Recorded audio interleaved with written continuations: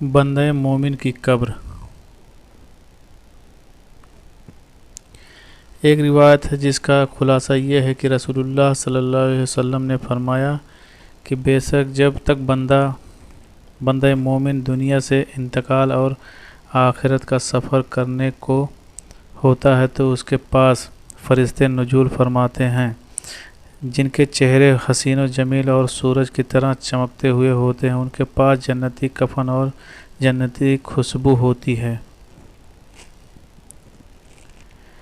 वो फरिश्ते इस कदर होते हैं कि जहाँ तक उसकी नज़र पहुँचती है फरिश्ते बैठे हुए नज़र आते हैं और उसे घेरे रहते हैं और हज़रत मलकुल मौत तशरीफ़ लाते हैं और उसके पास जाकर बैठ जाते हैं और फरमाते हैं कि पाकीज़ा रूह अल्लाह की मग़फ़िरत और खुशनुदी की तरफ निकल कर चल। फिर उसकी रूह इस तरह आसानी से निकल आती है जैसे मस्कीज़े में से पानी का कतरा बहता हुआ बाहर आ जाता है।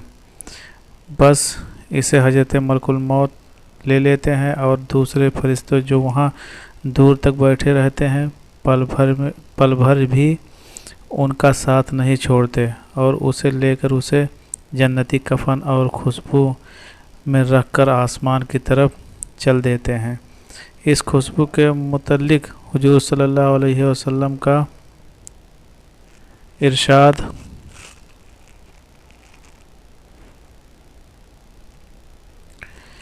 है कि ज़मीन पर जो भी उम्दा से उम्दा खुशबू पाई गई है वैसी ही खुशबू होती है।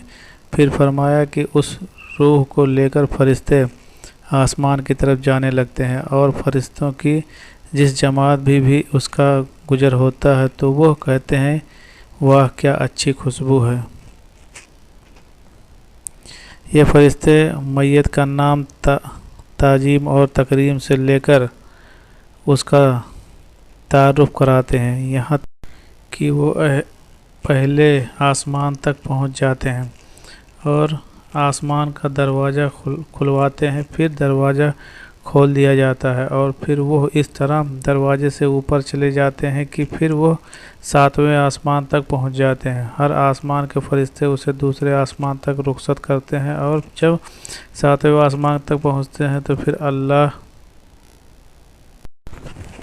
का हुक्म होता है कि मेरे बंदे का नाम इलीन में लिख दो और अब ज़मीन पर ही उसे लौटा रहा हूँ और ज़मीन ही से क़यामत के दिन उसे दोबारा ज़िंदा करूँगा। इसके बाद ये रूह ज़मीन पर वापस आ जाती है और फिर मैयत के जिस्म में दाखिल कर दी जाती है।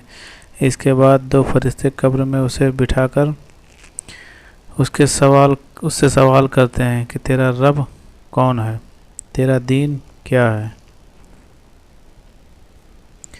और मोहम्मद मुस्तफ़ा सल्लल्लाहु अलैहि वसल्लम कौन थे। फिर वो उनके सही जवाब देता है तो फिर फरिश्ते कहते हैं बेशक तू सही कहता है। इसके बाद अल्लाह की तरफ से निदा आती है कि मेरे बंदे के लिए जन्नत का फ़र्श बिछा दो, उसको जन्नत का लिबास पहना दो और उसके लिए जन्नत का दरवाज़ा खोल दो। तो जन्नत का दरवाज़ा खुलते ही रूह परवर हवा और खुशबू आने लगती है